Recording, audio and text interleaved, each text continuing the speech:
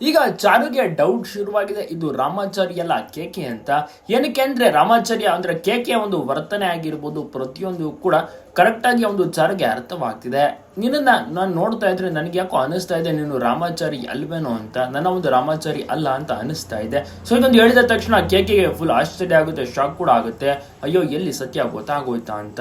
ಆದ್ರೆ ಅವನ ಅಂದ್ರೆ ಕೇಕೆಯ ವರ್ತನೆ ಆ ತರ ಇದೆ. ಯಾಕೆಂದ್ರೆ ಚಾರು ಹತ್ತಿರಕ್ಕೆ ಬಂದ್ರೆ ನಿನ್ನ ಹತ್ತಿರಕ್ಕೆ ಬರ್ಬೇಡ, ದೂರದಲ್ಲಿ ನಿಂತ್ಕೊಂಡು ಮಾತನಾಡಿ, ಮುಟ್ಟಬೇಡಿ, ಹಾಗೆ ಹೇಗೆ ಅಂತೆಲ್ಲ ಕೇಕೆ ಹೇಳ್ತಿರ್ತಾನ. ಆಗ ಚಾರುಗೆ ಒಂದು ರೀತಿಯಲ್ಲಿ ಡೌಟ್ ಮತ್ತೆ ಮುಜುಗರ ಕೂಡ ಶುರುವಾಗುತ್ತೆ. ನಾನು ನಿನ್ನ ಹೆಂಡತಿ, ನೀನು ನನ್ನ ಗಂಡ, ನಾನ್ ಮುಟ್ದೆ ಇನ್ಯಾರು ಮುಟ್ತಾರೆ, ಸೊ ಏನಕ್ಕೆ ಈ ರೀತಿ ಎಲ್ಲ ಮಾತನಾಡ್ತಿದ್ಯಾ, ನೀನು ನನ್ನ ರಾಮಾಚಾರಿ ಅನಿಸ್ತಾ ಇಲ್ಲ, ನೀನು ನನ್ನ ರಾಮಾಚಾರಿ ಇಲ್ವೋ ಅಂತ ಅನಿಸ್ತಾ ಇದೆ, ನೀನು ನನ್ನ ರಾಮಾಚಾರಿನೋ ಇಲ್ವೋ ಅಂತ ನನಗೆ ಅನಿಸ್ತಾ ಇದೆ. ಈ ರೀತಿಯ ಡೌಟ್ ನನಗೆ ಶುರುವಾಗಿದೆ. ಸೊ ಈಗೆಂದು ಹೇಳಿದ ತಕ್ಷಣ ಕೇಕೆಗೆ ಸ್ವಲ್ಪ ಅಲರ್ಟ್ನೆಸ್ ಬರುತ್ತೆ. ಈ ರೀತಿಯೆಲ್ಲ ಒಂದು ಗೊತ್ತಾಗ್ತಿದೆಯಲ್ಲ ಚಾರುಗೆ ಹಾಗೆ ಹೀಗೆ ಅಂತ. ದೂರದಲ್ಲಿ ನಿಂತ್ಕೊಂಡಿದ್ದಂತ ವೈಶಾಖ ಕೂಡ ಶಾಕ್ ಆಗ್ತಾಳೆ.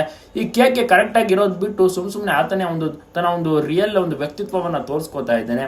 ರಾಮಾಚಾರಿಯಾಗಿ ಇರೋ ಅಂದ್ರೆ ಏನೇನೋ ಮಾಡ್ಕೋತಾ ಇದ್ದಾನೆ ಈತ, ಎಡವಟ್ ಮಾಡ್ಕೊಳ್ಳೋದು ಗ್ಯಾರಂಟಿ ಹಾಗೆ ಹೀಗೆ ಅಂತ ವೈಶಾಖ ಮನಸ್ಸಿನಲ್ಲಿ ಕೂಡ ಬೈಕೋತಾ ಇದ್ದಾಳೆ. ನೀವೊಂದು ಸಪೋರ್ಟ್ ಯಾರಿಗೆ ಮಾಡ್ತೀರಾ, ರಾಮಾಚಾರಿಗ ಅಥವಾ ಕೇಕೆಗ?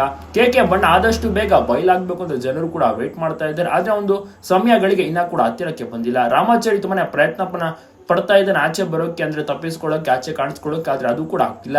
ಪಾಪ ಹೊರಗಡೆ ಸಿಕ್ಕಾಕೊಂಡಿದ್ದಾನೆ ರಾಮಾಚಾರಿ. ಇತ್ತ ಕೇಕೆ ಹೊರಗಡೆ ರಾಮಾಚಾರಿಯ ಒಂದು ಜಾಗಕ್ಕೆ ಬಂದಿದ್ದಾನೆ.